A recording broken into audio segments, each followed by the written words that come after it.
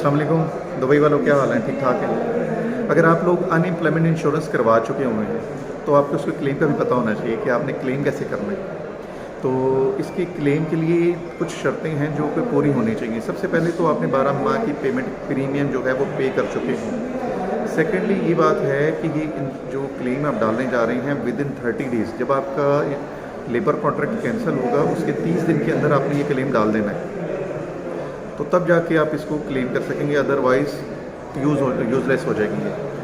और आपने ये रिज़ाइन दिया ना हो बल्कि आपको निकाला हो, और निकालने में भी आप पे कोई डिसिप्लिनरी एक्शन नहीं होना चाहिए, आपके अंदर कोई कमी नहीं होनी चाहिए।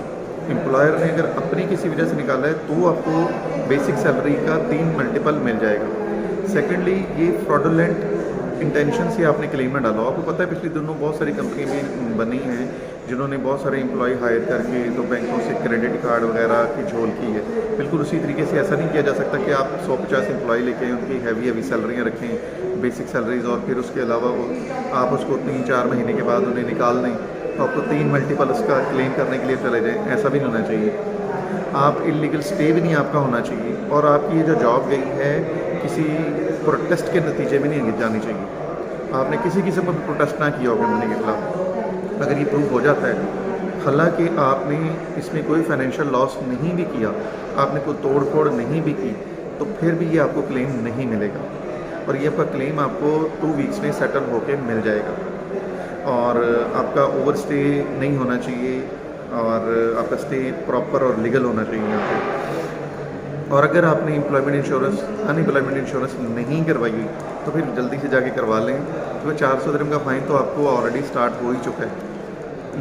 लेकिन इसका फ़ायदा ये होगा कि अगर आप अभी जाके करवा लेंगे, इवन दो कि आप फ़ाइन पे कर चुके होंगे, तो आपको फ़ायदा उसका ये होने वाला है कि अगर आपकी जॉब चली ही जाती है तो एटलीस्ट आपको 3 मल्टीपल बेसिक सैलरी के मिल जाएंगे। और अगर आप उसके बावजूद नहीं करवाते तो आपका लॉस क्या है? देखिए, ये फ़ाइन तो आपको पे करना ही करना है।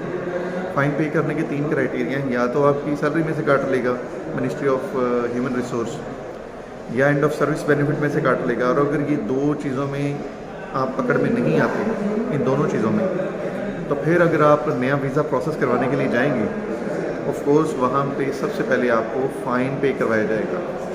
एक क्लियर इंस्ट्रक्शन है मोरे की, मिनिस्ट्री ऑफ ह्यूमन रिसोर्स। तो बेटर इट इज़ कि आप फ़ाइन भी पे करें, फिर आपको क्लेम भी ना मिले तो बेहतर नहीं है। थोड़ी सी अमाउंट है, पे करें और अपने फ्यूचर को सिक्योर कर लें। एक छोटी सी इन्फॉर्मेशन थी, आपके साथ शेयर की है। अपना ख्याल रखें। अल्लाह।